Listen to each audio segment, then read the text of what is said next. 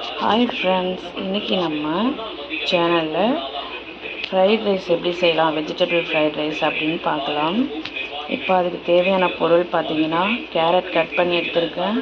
இது மாதிரி சின்ன சின்னதாக கட் பண்ணி எடுத்துக்கணும். அப்புறம் பீன்ஸ் இதை கட் பண்ணி வச்சுருக்கேன். அப்புறம் இது வந்து கேப்சிகம் கட் பண்ணி வச்சுருக்கேன். இது பூண்டு கட் பண்ணி வச்சுருக்கேன். அதுக்கப்புறம் 2 வெங்காயம் கட் பண்ணியிருக்கேன். 2 வெங்காயம் நான் அப்புறம் கட் பண்ணிப்பேன். இது இஞ்சி, இது பூண்டு, இதுதாங்க நாம் பண்ண போகிறோம். இது இல்லாமல் இப்போது நான் 2 முட்டை நான் ஃபஸ்ட்டே ஃப்ரை பண்ணி எடுத்துப்பேன். அதை எப்படி பண்ணுறேன்னு பார்க்கலாம். ஒரு 2 முட்டை, ஏன்னா உங்களுக்கு தேவைக்கு ஏற்ற மாதிரி எத்தனை பேர் கலரணுமோ அத்தனை முட்டை நீங்கள் ஆட் பண்ணிக்கலாம். சரிங்களா? இப்போது எண்ணெய் சேர்த்துக்கிட்டேன் ஃப்ரெண்ட்ஸ். எண்ணெய் சேர்த்ததுக்கப்புறம் நம்ம ஒரு முட்டையாக 3 முட்டை நான் அதை உடச்சி ஊற்ற போகிறேன். இப்போ பாருங்கள் ஃப்ரெண்ட்ஸ், முட்டை உடச்சி ஊற்றியாச்சு. நான் 3 முட்டை ஊற்றிருக்கேன். இப்போ இதில் நான் சால்ட்டு ஆட் பண்ணிப்பேன். சால்ட்டு பாருங்கள் எவ்வளோ அளவுக்கு சால்ட்டு யூஸ் பண்ணிப்பேன்னு. சால்ட் யூஸ் பண்ணதுக்கப்புறம் லிட்டில் பிட் மிளகாத்தூளும் நம்ம யூஸ் பண்ணிப்பேன் இல்லை காரத்துக்காக. பாருங்கள் ஃப்ரெண்ட்ஸ், இதுதான் மிளகாத்தூள். இது நான் வீட்டில் அரைக்கிற மிளகாத்தூள், அதை நான் யூஸ் பண்ணிக்கிறேன். இது சில்லியோ அது எதுவும் கிடையாது, நார்மல் மிளகாத்தூள் வீட்டில் ரெடி பண்ணுற மிளகாத்தூள்.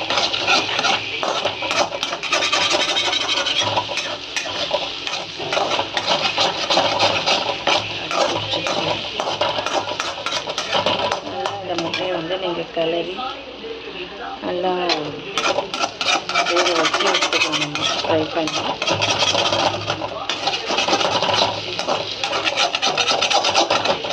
சட்டுன்னு செய்யக்கூடிய ஒரு வீட்டில் லஞ்சுக்கு செஞ்சு கொடுக்கணும் பசங்களுக்கு அப்படின்னா, இந்த மாதிரி நம்ம வெஜிடபிள்ஸ் ஆட் பண்ணி செஞ்சு கொடுத்தோம்னா பசங்க ரொம்ப விரும்பி சாப்பிடுவாங்க.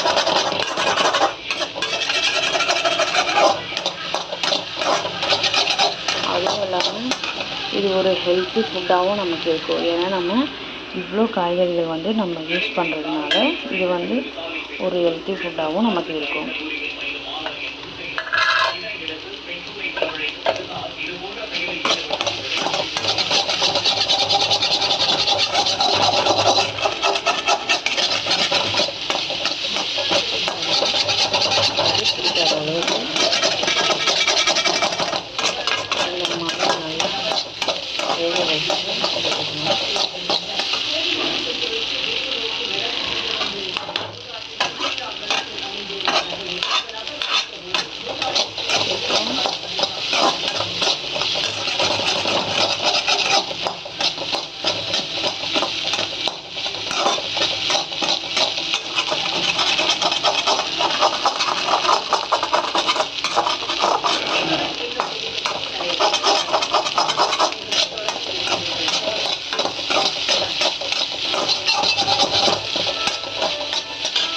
உங்களுக்கு நீங்கள் வெறும் வெஜிடபிளாக இருந்தீங்கன்னா நீங்கள் முட்டையை சேர்க்காமலே நீங்கள் வெறும் இதை மட்டும் பண்ணிக்கலாம், வெஜிடபிள்ஸ் மட்டும் போட்டு பண்ணிக்கலாம்.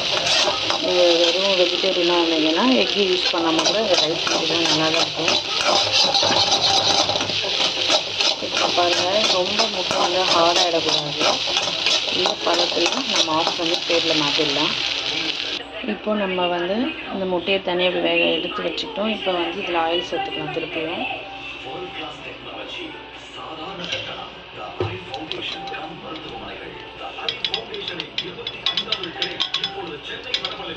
சேர்த்ததுக்கப்புறம் ஃபஸ்ட்டு நம்ம கட் பண்ணி வச்சுருக்க இந்த இஞ்சி பூண்டு சேர்த்துக்கலாம். அப்புறம் இஞ்சி சேர்த்துக்கலாம். இது நல்லா பொரிச்சு வரட்டும். இப்போ நல்லா வதக்கிக்கலாம்.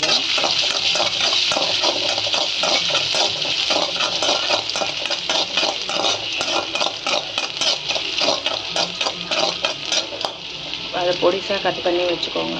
இல்லை இஞ்சி பூண்டு பேஸ்ட் இருக்குது அப்படின்னா நீங்கள் இப்போ யூஸ் பண்ணக்கூடாது, நீங்கள் காயெல்லாம் போட்டு ஆட் பண்ணதுக்கப்புறம் யூஸ் பண்ணிக்கலாம்.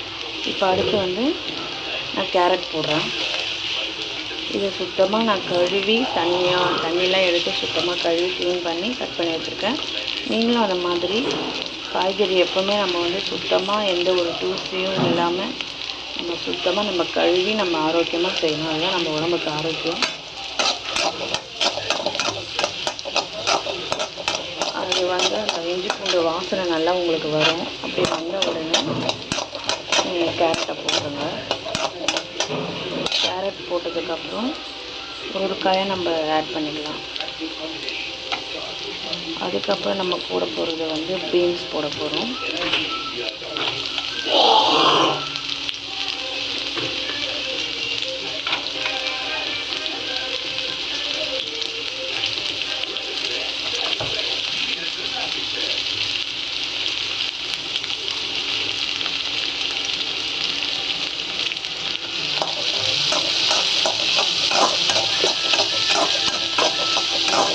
ஒரு 2 நிமிஷம் அந்த காய் வந்து நல்லா குக் ஆகணும். அது வரைக்கும் கிளறி விடுங்க.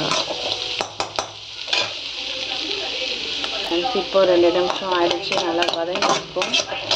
ரொம்பவும் நம்ம காயை வந்து குக் பண்ணக்கூடாது. அப்புறம் குக் பண்ணிட்டோன்னா ஒரு மாதிரி நல்லா இருக்காது. அப்புறம் இது வந்து பச்சை மிளகா ஆட் பண்ணுறேன். ஒரே ஒரு பச்சை மிளகா காரத்துக்காக. அதுக்கப்புறம் நான் வந்து கேப்சிகம் சேர்த்துக்கிறேன்.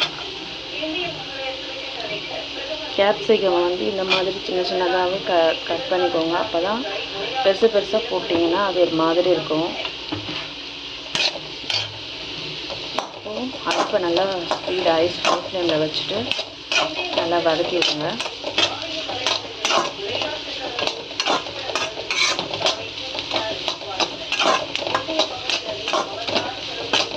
இது ஒரு 2 நிமிஷம் நல்லா வேகட்டும். இந்த கேப்சிகம்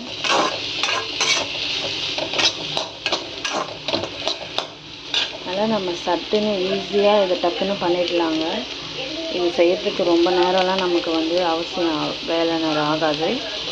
இப்போ லாஸ்ட்டாக நம்ம ஆனியன் சேர்க்க போகிறோம். ஏன் ஆனியன் லாஸ்ட்டாக சேர்க்குறோன்னா அது வந்து ரொம்ப நம்ம ஃபஸ்ட்டே போட்டோன்னா ஒரு மாதிரி வதங்கிடும். அப்போ அதோட டேஸ்ட் இருக்காது. அதனால் நம்ம லாஸ்ட்டாக காயெல்லாம் நம்ம அது ஹார்டானது அது கொஞ்சம் நல்லா வதங்கினதுக்கப்புறம் நம்ம இந்த ஆனியனை கட் பண்ணி சேர்த்துக்கலாம். 2 ஆனியனை கட் பண்ணி சேர்த்துருக்கேன்.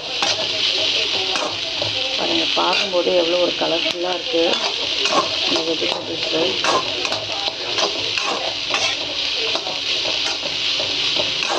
இதுக்கு வந்து நீங்கள் சைட் டிஷ்ஷாக நான் வந்து இன்றைக்கி வாழைக்காய் வறுக்க போகிறேன். நீங்கள் சிக்கனோ இல்லை உருளைக்கிழங்கு மசாலாவோ இல்லை எது வேணாலும் நீங்கள் இது காரமாக வறுத்துக்கிட்டிங்கன்னா அந்த ஃப்ரைட் ரைஸ்க்கு உங்களுக்கு நல்லாயிருக்கும் சாப்பிட்றதுக்கு.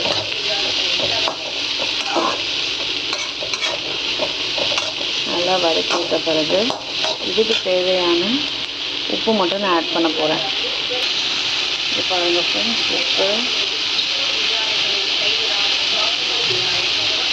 ஒரு 1/4 டேபிள் ஸ்பூன் வந்து போடுங்க. உப்பு 1/4 டேபிள் ஸ்பூன் உப்பு போட்டு நல்லா கிளறி வச்சுக்கோங்க.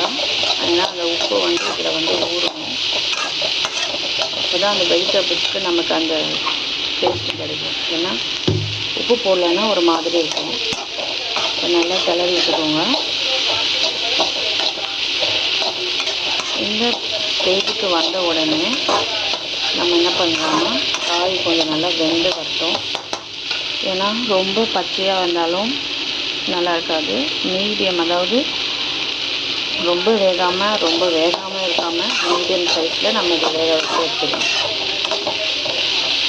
அதாவது நீங்கள் எப்படி நீங்கள் சொல்கிறேன்னா நீங்கள் வதக்கும் போது அந்த ஸ்மெல் உங்களுக்கு வரும், அந்த ஃப்ளேவர். இப்போது கேப்சிகம் ஃப்ளேவர் வரும்.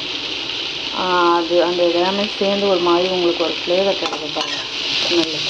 அப்போ வந்து நீங்கள் ஆஃப் பண்ணிட்டு தான் போகணும்.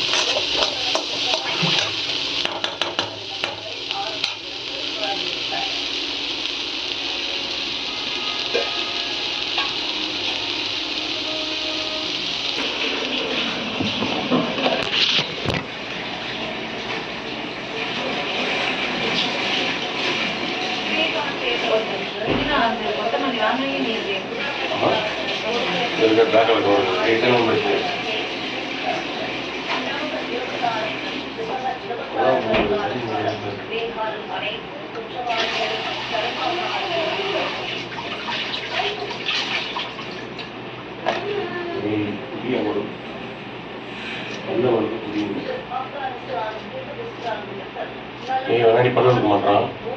ஏய் பல்லு தேய் ஓபே தேய்ச்சு விடுங்க தேய் கிடக்கன தேய் அவன் அடங்க மாட்டான் அவன் தேய்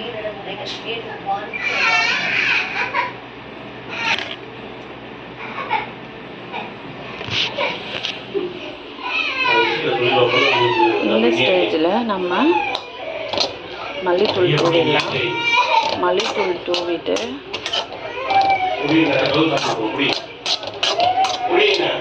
இதை நம்ம இறக்கிட்டு நம்ம சாப்பாடு கிளறிடலாம். நான் ரைஸ் இந்த மாதிரி நல்லா வெறையாக வேக வச்சு இதை வீட்டு அரிசி தான் இதை வேக வச்சு வச்சுருக்கேன். இதை போட்டு நான் இப்போ சூட கலர போகிறேன். பாருங்கள் ஃப்ரெண்ட்ஸ், இப்போ நான் அதை கிளறேன். நான் வேறு எதுவுமே இதில் ஆட் பண்ணலை. சாப்பாடு உதிரியாக இந்த மாதிரி இருக்கணும்.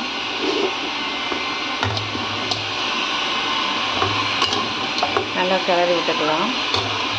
இதில் நான் கறி மசாலா லைட்டாக ஆட் பண்ண போகிறேன்.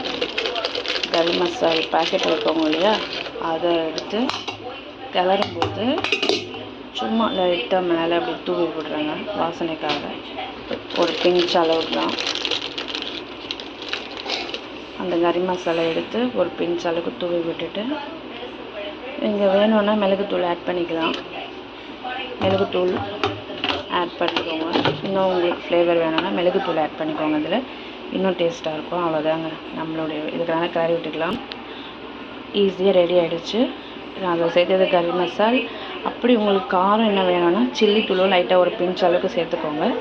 இது சூப்பராக இருக்கும். வீட்டில் நல்லா ட்ரை பண்ணி பாருங்கள். தேங்க்யூ.